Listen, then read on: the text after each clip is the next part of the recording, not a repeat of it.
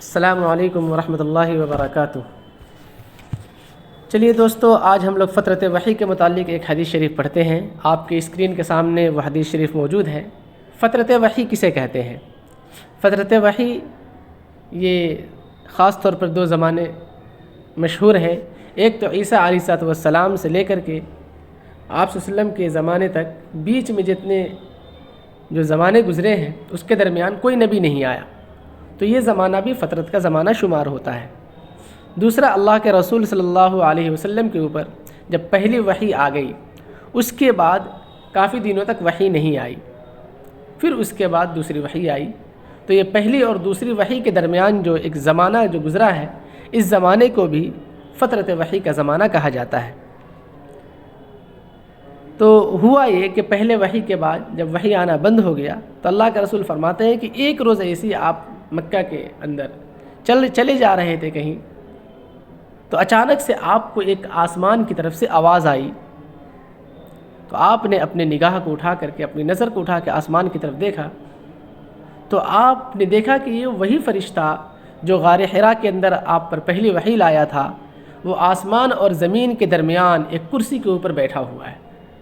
جب اللہ کے رسول صلی اللہ علیہ وسلم نے فرشتے کو دیکھا تو آپ خوف زدہ ہو گئے، آپ مرعوب ہو گئے، چنانچہ آپ فوراً وہاں سے گھر واپس آ گئے، اور گھر آ کر کے پھر پہلی وحی کے اندر جیسے آپ نے کہا تھا کہ مجھے کمبل اڑا دو، مجھے کمبل اڑا دو، اسی طریقے سے آپ پھر گھر آئے اور آ کر کے آپ نے کہا زملونی زملونی، کہ مجھے چادر اڑا دو، مجھے چادر اڑا دو۔ چنانچہ آپ کو چادر اڑا دیا گیا۔ جب چادر اڑے ہوئے تھے کہ اسی حالت میں اللہ تعالیٰ نے دوسری وحی آپ پر نازل کی، یعنی قرآن کریم سورہ مدثر کی 5 آیتیں نازل ہوئیں۔ وہ یہ ہے کہ اعوذ باللہ من الشیطان الرجیم، بسم اللہ الرحمن الرحیم، یا ایھا المدثر قم فانذر وربک فکبر وثیابک فطہر والرجس فہجر۔ یہ 5 آیتیں نازل ہوئیں، اور اس کے بعد پھر اللہ کے رسول صلی اللہ علیہ وسلم کے اوپر لگاتار پھر وحی کا سلسلہ شروع ہو گیا، اور پھر وحی اس کے بعد لگاتار آنے لگی۔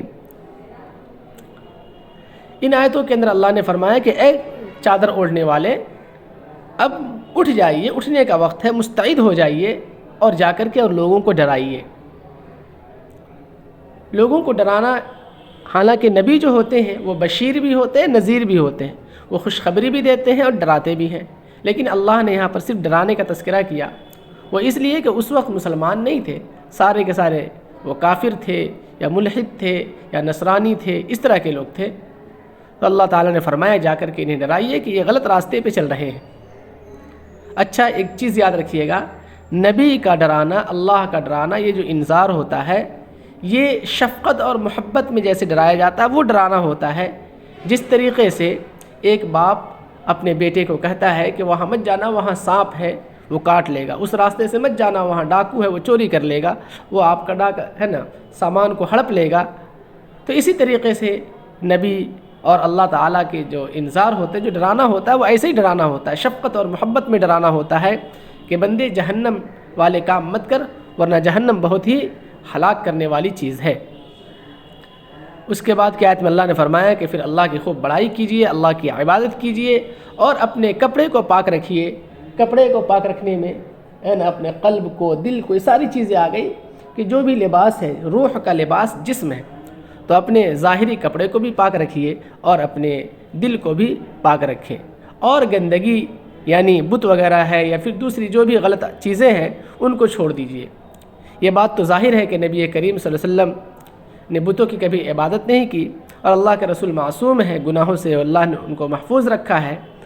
تو یہ اللہ کے رسول کو مخاطب کر کے امت کو مخاطب کرنا ہے کہ جب نبی کو ایسا حکم دیا جا رہا ہے تو پھر امت جو آلریڈی گناہوں میں مبتلا ہے ان کو تو بدرجہ اولا گناہوں کو چھوڑ دینی چاہیے، جبکہ نبی صلی اللہ علیہ وسلم تو اس سے پاک ہے۔ آپ کو ایسا حکم دیا گیا تو بندے کو تو ایسا حکم لازمی طور پہ دیا جائے گا، تو اس لیے نبی کے واسطے سے بندے کو یہ حکم دیا گیا ہے کہ گندگی کو چھوڑ دیجئے۔